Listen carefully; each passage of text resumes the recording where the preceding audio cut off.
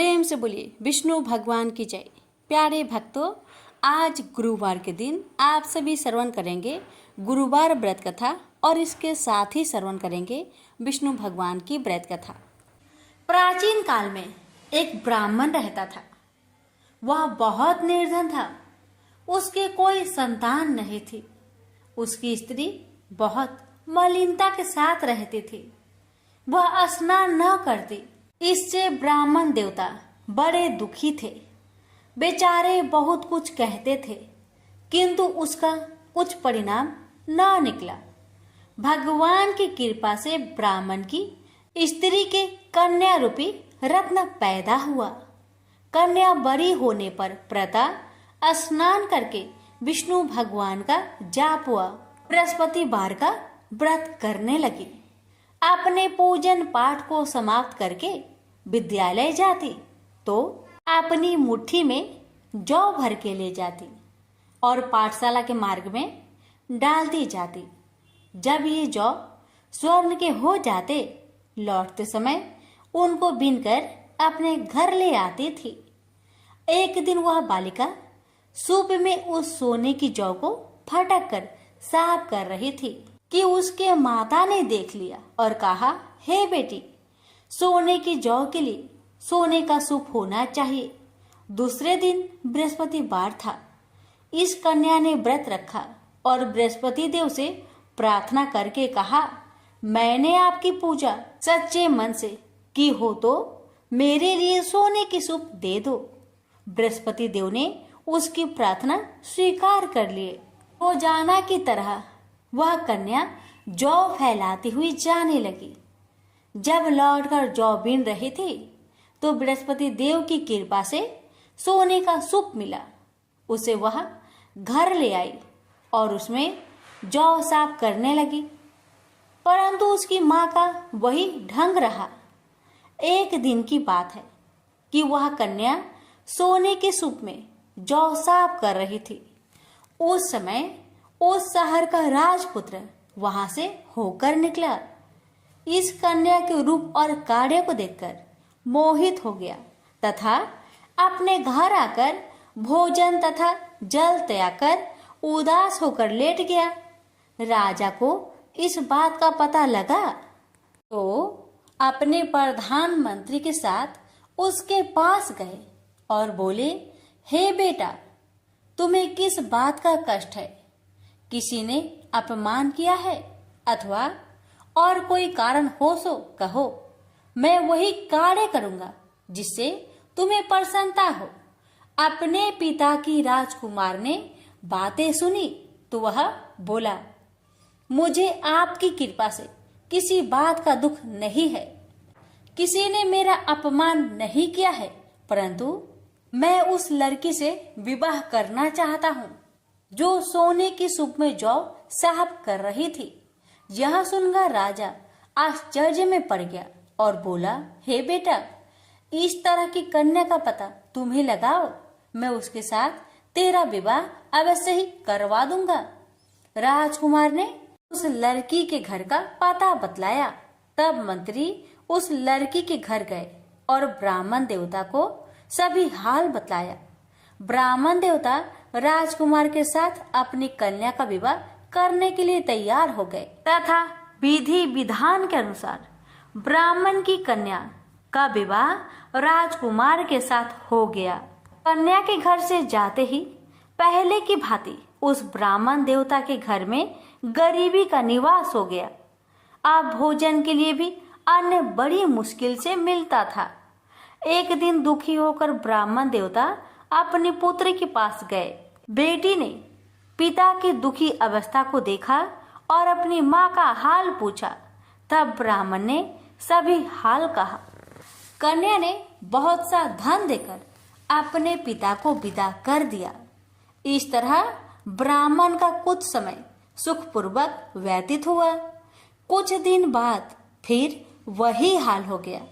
ब्राह्मण फिर अपनी कन्या के यहाँ गया और सारा हाल कहा तो लड़की बोली, हे पिताजी, आप माताजी को यहाँ लेवा लाओ, मैं उसे विधि बता दूंगी जिससे गरीबी दूर हो जाए। वह ब्राह्मण देवता अपनी स्त्री को साथ लेकर पहुंचे तो अपनी माँ को समझाने लगी, हे माँ, तुम प्रातःकाल प्रथम स्नान आदि करके विष्णु भगवान का पूजन करो तो सब दरिद्रता दूर हो जाएगी। परंतु उसकी माँ ने एक भी बात नहीं मानी और प्रातःकाल उठकर अपनी पुत्री की बच्चों की जूठन को खा लिया। इससे उसकी पुत्री को बहुत गुस्सा आया और एक रात को कोठरी से सभी सामान निकाल दिया और अपनी माँ को उसमें बंद कर दिया। प्रातःकाल उसे निकाला तथा स्नान आदि करा के पाठ करवाया तो उसकी माँ की बुद्धि ठीक हो गई और फिर प्रत्येक बृहस्पतिवार को व्रत रखने लगी। इस व्रत के प्रभाव से उसके माँ बाप बहुत ही धनवान और पुत्रवान हो गए और बृहस्पति जी के प्रभाव से इस लोक के सुख भोगकर स्वर्ग को प्राप्त हुए। भी मिलकर बोलिए, विष्णु भगवान की जय। एक बार भृगु ऋषि ने जानना चाहा कि ब्रह्मा, विष्णु और महेश में कौन सबसे श्रेष्ठ है। वह बारी बारी से सबके पास गए। ब्रह्मा और महेश ने भृगु को पहचाना तक नहीं, न ही आदर किया। इसके बाद भृगु विष्णु के यहाँ गए। विष्णु भगवान विश्राम कर रहे थे और माता लक्ष्मी उनके पैर दबा रही थी। भृगु ने पहुंचते ही न कुछ कहा न सुना और भगवान विष्णु की छाती पर पैर से प्रहार कर दिया।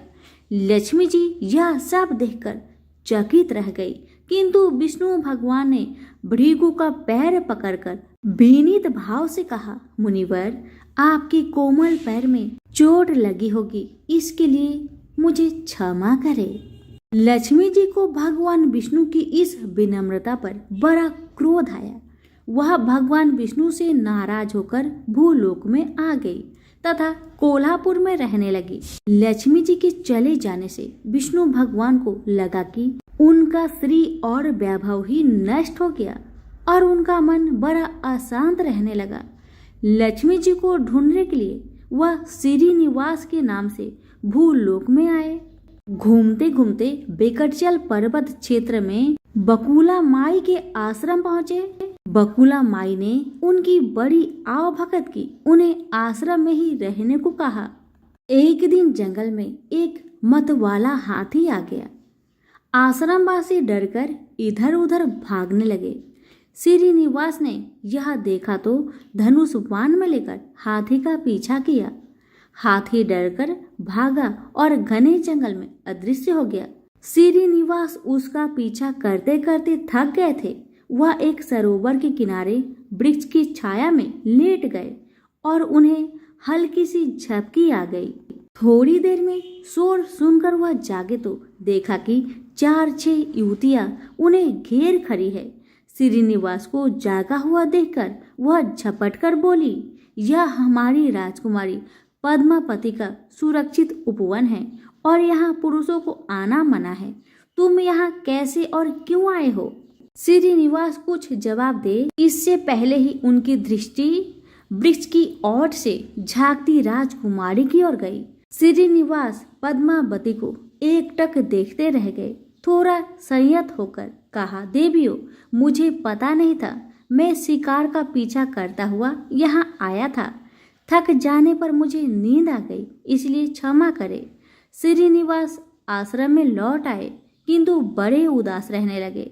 एक दिन बकुला माई ने बड़े प्यार से उनकी उदासी का कारण पूछा तो श्रीनिवास ने पद्मावती से भेंट होने की सारी कहानी कह सुनाई।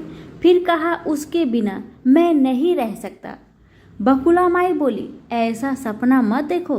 कहा वह प्रतापी चोल नरेश आकाश राज की बेटी और कहा तुम आश्रम में पलने वाले एक कुल गोत्रहीन युवक।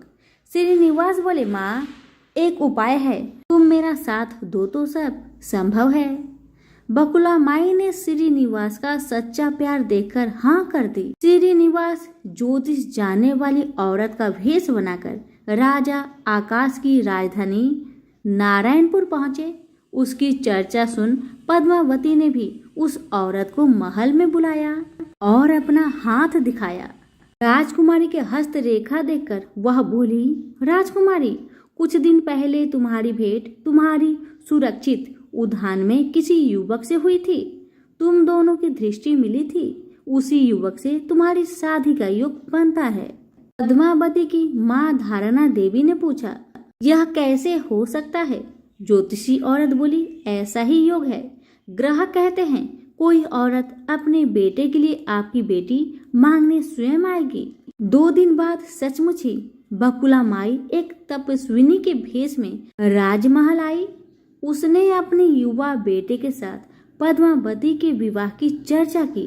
राजा आकाश में बकुला माई को पहचान लिया। उन्होंने पूछा, वह युवक कौन है? बकुला माई बोली, उसका नाम श्रीनिवास है। वह चंद्र वंश में पैदा हुआ है। मेरे आश्रम में रह रहा है। मुझे माँ की तरह मानता है। राजा आकाश ने कुछ सोचकर उत्तर देने के लिए कहा। बकुला माई के चले जाने पर आकाश ने राज पुरोहित को बुलाकर सारी बात बताई। राज पुरोहित ने गणना की, फिर सहमति देते हुए कहा, महाराज, श्रीनिवास में विष्णु जैसा देवगुण है और लक्ष्मी जैसी आपकी बेटी के लिए यह बड़ा सुयोग है। राजा आकाश ने तुरंत बकुला बाई के यहाँ अपनी स्वीकृति के साथ विवाह के लग्न पत्रिका भेज दी। बकुला माई ने सुना तो वह चिंतित हो उठी। श्रीनिवास से बोली, बेटा, अब तक तो विवाह की चिंता ही थी, अब पैसे न होने की चिंता है। मैं वरा स्वामी के पास जाती हूँ, उनसे पूछती हूँ कि क्या किया जाए। बकुला माई श्रीनिवास को लेकर वरा स्वामी के पास गई और श्रीनिवास के विवाह के लिए धन की समस्या बताई। तो वरा स्वामी ने 8 दिक्पालों इंद्र, कुबेर, ब्रह्मा, शंकर आदि देवताओं को अपने आश्रम में बुलवाया और फिर श्रीनिवास को बुलाकर कहा, तुम स्वयं इन्हें अपनी समस्या बताओ। श्रीनिवास ने देवताओं से कहा, मैं चोल नरेश राजा आकाश की बेटी पद्मावती से विवाह करना चाहता हूँ। मेरी हैसियत राजा के अनुरूप नहीं है। मेरे पास धन नहीं है, मैं क्या करूँ? इंद्र ने कुबेर से कहा, कुबेर, इस काम के लिए तुम श्रीनिवास को ऋण दे दो। कुबेर ने कहा, ऋण तो दे दूंगा, पर उसे यह वापस कब और कैसे करेगा, इसका निर्णय होना चाहिए। श्रीनिवास बोले, इसकी चिंता मत कीजिए, कलयुग के अंत तक मैं सब ऋण चुका दूंगा। कुबेर ने स्वीकार कर लिया। सब देवताओं की साक्षी में श्रीनिवास के ऋण पत्र लिख दिया गया। उस धन से श्रीनिवास और पद्मावती का विवाह बड़े धूमधाम से हुआ। तभी नारद ने कोल्हापुर जाकर लक्ष्मी को बताया, विष्णु ने श्रीनिवास के रूप में पद्मावती से विवाह कर लिया है। दोनों वेंकटाचल पर्वत पर रह रहे हैं। यह सुनकर लक्ष्मी जी को बड़ा दुख हुआ। वह सीधे वेंकटाचल पहुंची। विष्णु जी की सेवा एवं लगी पद्मावती को भला बुरा कहने लगी। श्रीनिवास विष्णु रूप में मेरे पति है, तूने इनके साथ विवाह क्यों किया? दोनों ने वाक युद्ध होने लगा। तो श्रीनिवास को बड़ा दुख हुआ। वे पीछे हटे और पत्थर की मूर्ति के रूप में बदल गए। जब दोनों देवियों ने यह देखा तो उन्हें बड़ा दुख हुआ कि श्रीनिवास तो अब किसी के न रहे। इतने में शीला विग्रह से आवाज आई, देवियों में इस स्थान पर बकटेश्वर स्वामी के नाम से अपने भक्तों का अभिष्ट पूरा करता रहूंगा। उनसे प्राप्त चढ़ावे के धन द्वारा कुबेर का कर्ज ब्याज चुकाता रहूंगा। इसलिए तुम दोनों मेरे लिए वापस में झगड़ा मत करो। यह वाणी सुनते ही लक्ष्मी जी और पद्मावती दोनों ने सिर झुका लिया। लक्ष्मी कोल्हापुर आकर महालक्ष्मी के रूप में प्रतिष्ठित हो गई और पद्मावती तिरुनाचूर में शीला विग्रह हो गई। आज भी तिरुपति क्षेत्र में तिरुमला पहाड़ी पर भगवान बकेटेश्वर स्वामी के दर्शन हेतु भक्त गणों से इसी भाव से शुक्ल लिया जाता है। उनकी पूजा पुष्प, मिष्टान आदि से न होकर धन द्रव्य से होती है। इस धन से भगवान श्री कृष्ण बकेटेश्वर स्वामी कुबेर का कर्ज चुका रहे हैं। सभी प्रेम से बोलिए, श्री लक्ष्मी नारायण की जय हो। अजामिल एक सदाचारी ब्राह्मण था। वह कन्याकुब्ज प्रदेश में रहता था। प्रारंभिक जीवन वह बहुत ही सदाचारी तथा मनोनित्य कर्म करने वाला था। दुर्योग से एक बार वह किसी दासी के प्रेम में पड़ गया और उसे अपनी पत्नी बनाकर रहने लगा। उसकी कुसंगति के कारण उसके विचार दूषित हो गए और दुष्कर्मों से वह अपनी जीविका चलाने लगा। वह लूटपाट तथा हत्या जैसे बुरे कार्य में हमेशा लगा रहता था। दासी से इसके 10 पुत्र थे। उनमें से सबसे छोटे पुत्र से उसे बड़ा मोह था। उसका नाम उसने नारायण रखा था। अक्सर वह उसे हमेशा नारायण नारायण कहकर पुकारता था। उसके अन्य बेटे उसकी कोई परवाह नहीं करते थे तथा वे भी उसी की तरह दुष्ट कर्मों में लगे रहते थे। पत्नी भी नीच संस्कारों की थी, अतः वह भी कभी आजामिल को मना नहीं करती थी कि बुरे और निंदित कर्म मत करो। अच्छे और भले कर्मों से जो उपार्जित करोगे उसी में रूखा सूखा खाकर जैसा भी होगा हम अपना तथा अपने परिवार का भरण पोषण कर लेंगे। पत्नी तथा अन्य संतानों की तरफ से निंदित कर्मों का बढ़ावा देने के कारण आजामिल और भी बुरे कर्मों में लगा रहा। चोरी, झूठ, लूटपाट तथा हत्या जैसे जघन्य कर्मों के साथ वह मद्यपान भी अधिक करने लगा, जिससे उसका स्वास्थ्य भी खराब हो गया। एक बार वह बहुत बीमार पड़ा। उसकी सेवा के लिए कोई भी न आता था। अब उसे पता लगा कि जिनके भरण पोषण के लिए वह निंदित कर्म करता रहा, वही लोग अब उसे पूछते तक नहीं। बीमारी के कारण वह अशक्त होकर खाट पर ही पड़ा रहता था। उसमें स्वयं उठने बैठने तथा चलने फिरने की शक्ति भी न रही। छोटा बेटा नारायण ही उसकी पुकार सुनकर उसके पास आता और उसकी बात सुनता था, इसलिए वह हमेशा उसको ही नारायण नाम लेकर पुकारता था। उसको असाध्य रोग हो गया था। एक दिन उसे जब आभास हुआ कि अब वह नहीं बचेगा और उसका प्रांत हो जाएगा, तो व्याकुल होकर वह अपने छोटे पुत्र को नारायण नारायण कहकर पुकारने लगा। जब तक नारायण उसके पास नहीं पहुंचा, उसने नारायण नारायण की रट लगाए रखी। नारायण जब उसके पास आया तो जीवन से निराश विहल हो उसके हाथ पकड़कर कहा, नारायण नारायण तू आ गया है। इतना कहते कहते ही उसका प्रांत हो गया। रात होने पर उसके जीव को लेने यमदूत आ पहुंचे और वे आजामिल के जीव को लेकर यमलोक चले जाए। इससे पहले ही बैकुंठ से विष्णु के दूत आ गए और उन्होंने यमदूतों से कहा, आजामिल के जीव को तुम लोग नरक नहीं ले जा सकते। मरते समय इसने कई बार विष्णु को नारायण नारायण कहकर पुकारा था, अतः अब यह जीव स्वर्ग का अधिकारी है।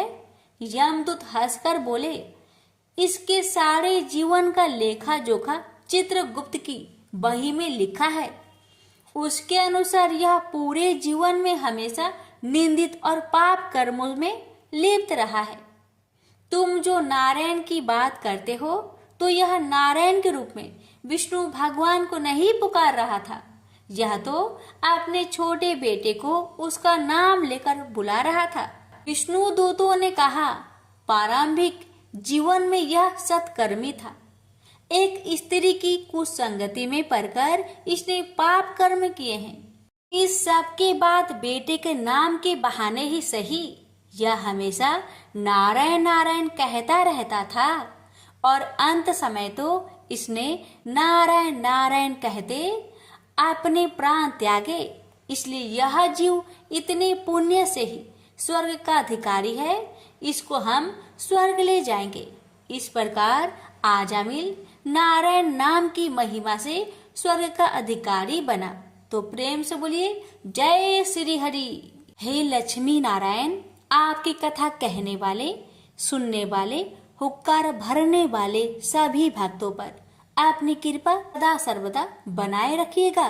तो प्रेम से बोलिए श्री हरि लक्ष्मी नारायण भगवान की जय हो।